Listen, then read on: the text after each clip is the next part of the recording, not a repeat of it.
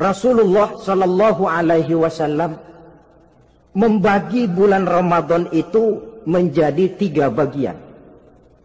Sepertiga yang pertama tanggal 1 sampai 10 Ramadan masa turunnya rahmah, turunnya kasih sayang Allah. Kalau istilah sepak bola, tanggal 1 sampai 10 Ramadan ini disebut babak semifinal, babak penyisihan. Sepak bola itu kalau baru tingkat babak penyisihan, pesertanya banyak. Seluruh kesebelasan turun bertanding, babak penyisihan. Ramadan tanggal 1 sampai 10, babak penyisihan, putaran pertama. Pasaran puasa rame. Masjid musola full house. Meledak, tidak sanggup menampung jamaah yang tarawih itu. Yang tadarus meriah. Kenapa? Maklum babak penyisihan, seluruh kesebelasan turun bertanding. Tanggal 1 sampai tanggal 10 Ramadan.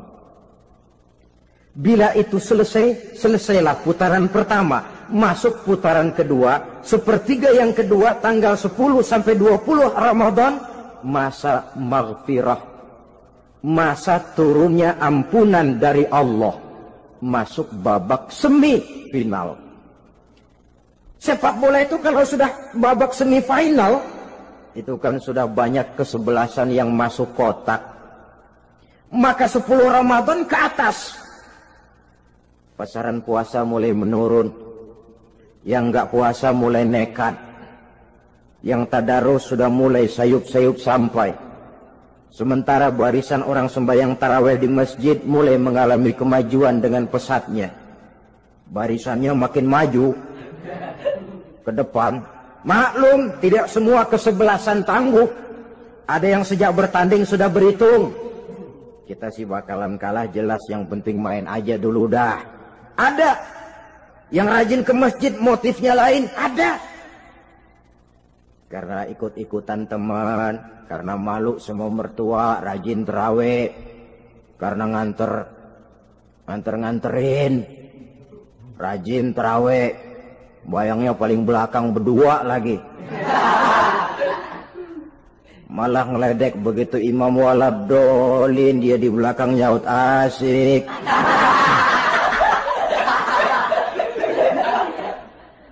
Yang kayak begini ini sudah nggak bakal tahan lama. Akan gugur di babak semifinal. Puncaknya, putaran terakhir, tanggal 20 sampai akhir Ramadan, masa itkun minan nar, masa pembebasan dari api neraka. Masuk babak final. Kalau sudah babak final, ya pesertanya nggak banyak sudah. Ramadan tanggal 20 ke atas babak final. Pesertanya nggak banyak. Sebab apa? 20 Ramadan ke atas pikiran orang sudah bercabang itu. Yang punya kampung sudah siap-siap mau pulang mudik. Lebaran di buah kampung. Puasa ke enggak, yang penting pokoknya lebaran. Yang pegawai negeri gajinya kecil, anaknya banyak, palanya ngebet. Yang belum punya sepatu, belum punya baju, macam-macam problem, sehingga konsentrasi ibadah menurun. Padahal Nabi sangat menganjurkan tingkatkan ibadah, la siyama fi ashril awakhir, lebih-lebih pada hari 10 yang akhir, tanggal 20 sampai akhir Ramadan. Di situ dianjurkan memperbanyak ibadah, i'tikaf, tarawih, tadarus Quran, bersedekah, amalan-amalan sunnah yang sangat dianjurkan di bulan suci Ramadan ini. Nah, mereka yang keluar sebagai finalis Ramadan, Allah Subhanahu wa ta'ala berkenan memberikan piagam penghargaan. Di atas piagam itu tertulis dengan nyata, ghufira lahu ma taqaddama min zambihi.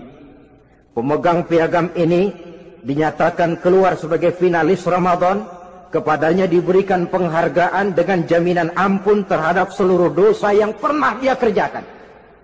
Sehingga dia keluar Ramadan, masuk 1 Syawal, seperti bayi baru dilahirkan oleh ibunya. Bersih tanpa dosa, karena sudah dibersihkan oleh ibadah Ramadan. Sehingga masuk Syawal, dia rayakan Idul Fitri, dia pantas mengucapkan minal aidin wal faizin. Minal aidin artinya, semoga kita termasuk orang yang kembali. Kembali kemana? Kembali kepada fitrah. Seperti bayi baru dilahirkan oleh ibunya. Tidak punya dosa kepada Allah, karena sudah dibersihkan oleh ibadah Ramadan. Ini orang yang finalis. Puasanya betul, tarawihnya betul, pantas mengucapkan minal aidin. Dan kalau tarawih cuma 2 malam, puasa 3 hari. Lebaran paling rajin, mas minal aidin ya, minal aidin. Nggak tahu diri lu. Minal aidin dari mana? Saudara hadirin, dosa kepada Allah bersih oleh ibadah Ramadan. Tinggal dosa kepada sesama manusia, berhalal bihalal di hari raya Idul Fitri. Nah, inilah pembicaraan kita pada pertemuan kali ini, dengan harapan mudah-mudahan ibadah kita diterima Allah, kita keluar sebagai finalis yang pada akhirnya masuk ke dalam kelompok minal aidin wal faizin, orang yang kembali suci kepada fitrah dan orang yang beruntung. Dengan semangat inilah kita rayakan Idul Fitri, hari raya kembali kepada fitrah. Terima kasih banyak atas segala perhatian. Mohon maaf atas segala kekurangan. Usikum wa nafsi bitaqwallah. Wassalamualaikum warahmatullahi wabarakatuh.